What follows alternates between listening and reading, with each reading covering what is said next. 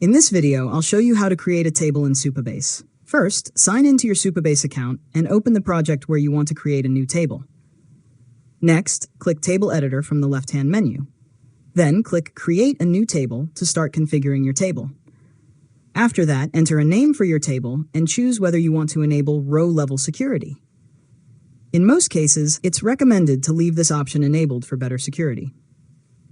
Now, add your columns by entering a name and selecting a data type for each one, such as text, integer, Boolean, or timestamp.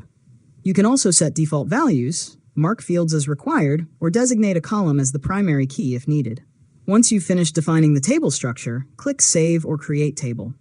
Supabase will create the table and make it available in the Table Editor. Finally, open the new table and click Insert if you'd like to add some sample data and verify that everything is working correctly. And that's it. You've successfully learned how to create a table in Supabase. If you found this tutorial helpful, make sure to subscribe to Learn Mode Lab for more tutorials.